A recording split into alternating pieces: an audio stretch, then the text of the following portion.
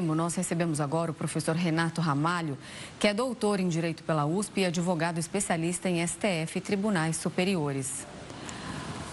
Olá, doutor Renato, uma boa noite, seja muito bem-vindo.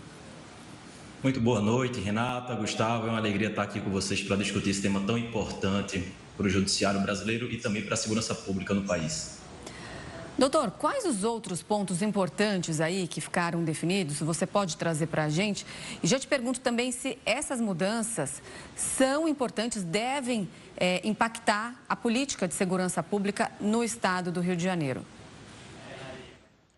Bom, Renata, como a reportagem bem mostrou, essa ação ela decorre justamente de um reconhecimento de uma situação estrutural perante as operações policiais no Rio de Janeiro, né? Que a gente sabe que não se resume ao Rio de Janeiro, mas essa ação especificamente, sim, ela discutiu o Rio de Janeiro, embora a gente saiba que também vai haver repercussões no Brasil todo. Veja, nossa Suprema Corte, ela foi instada, ela foi questionada a se manifestar sobre procedimentos extremamente básicos. Não há aqui nenhum tipo de interferência entre poderes. O STF não está gerindo a segurança pública no Rio de Janeiro. Ao contrário do que alguns dizem, né, não existe nenhum tipo de empecilho para que as forças de segurança pública façam o seu trabalho nas operações em qualquer lugar do país. O que o STF está dizendo é o seguinte, para garantir direitos fundamentais, que são básicos de todos os cidadãos, é preciso observar alguns parâmetros. Veja que obviedade salta aos nossos olhos. Não utilizar helicópteros como plataforma aleatórias de tiros. Veja, isso não é uma medida que invade o poder, a competência do Poder Executivo, e sim uma medida básica que, diante de sistemáticas violações por parte de forças de segurança, né, precisam ser impostas em uma ação de descumprimento de preceito fundamental, em uma DPF, que visa justamente resguardar preceitos da nossa nação. E onde é que estão esses preceitos? Estão na Constituição. Então, a vida humana, a liberdade, a dignidade de qualquer pessoa, sem discriminação de raça, cor, religião. Então, é isso que o Supremo fez, né? É uma decisão histórica, e aqui é importante ressaltar isso, uma decisão histórica. Veja, pela primeira vez na história, né, do nosso país, da nossa república, o STF decidiu de forma conjunta. Não se trata de uma decisão do ministro relator, Edson Fachin, né, que é um jurista de renomado conhecimento internacional, mas não é uma decisão do ministro Fachin, e sim uma decisão conjunta. Não existiu um voto e os demais acompanharam. Foi um voto conjunto, como acontece, por exemplo, na Suprema Corte Americana ao longo da sua história. Então, é muito importante a gente debater essa decisão, né, porque ela vai repercutir e tem esse caráter histórico.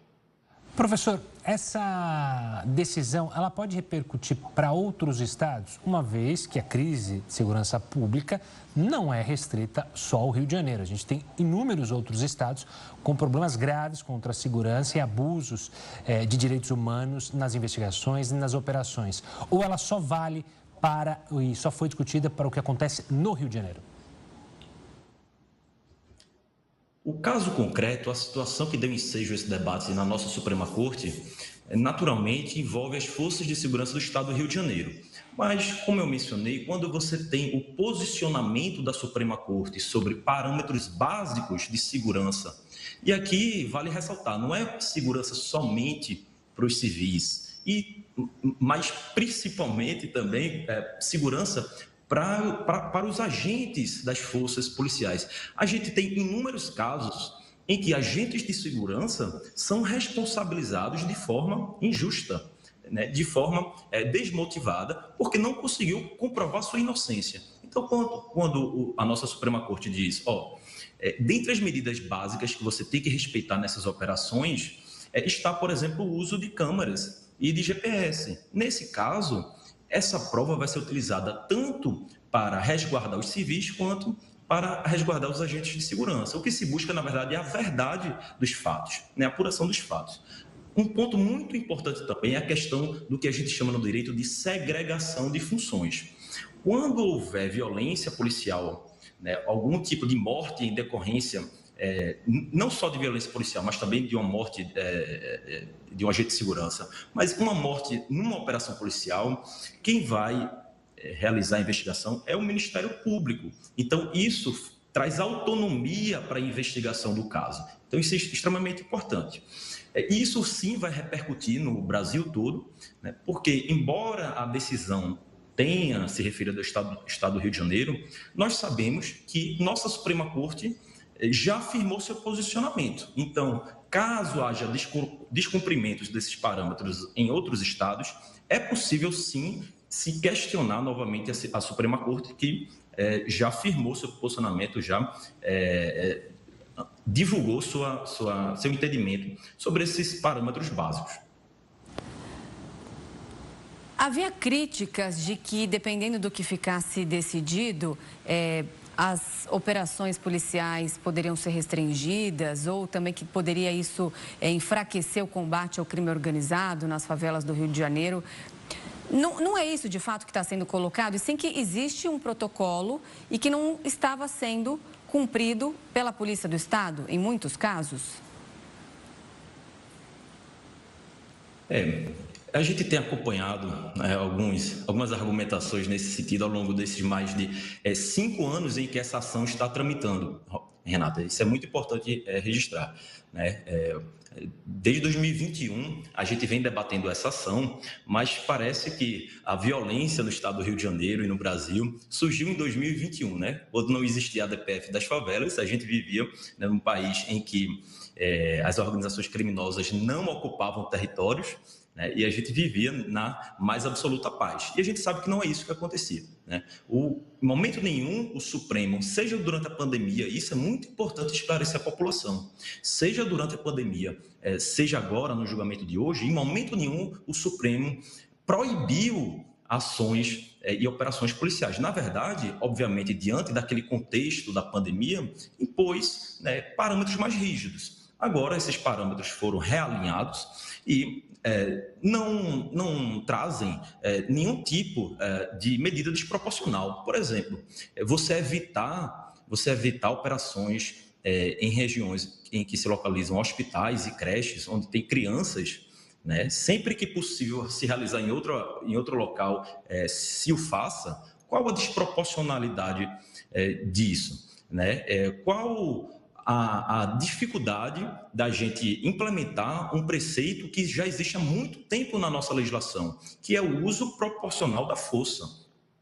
Quem vai definir, em cada caso concreto, que tipo de armamento, que tipo de intensidade da força será utilizada? Obviamente que serão as forças policiais. O STF expressamente garantiu, né, essa autonomia das forças policiais. Porém, é preciso se observar a proporcionalidade e sempre se justificar por que foi utilizado, né, aquela intensidade de força, né? Então, não merece prosperar essa tese de que essa ADPF ela dificulta o combate ao crime organizado. Muito pelo contrário.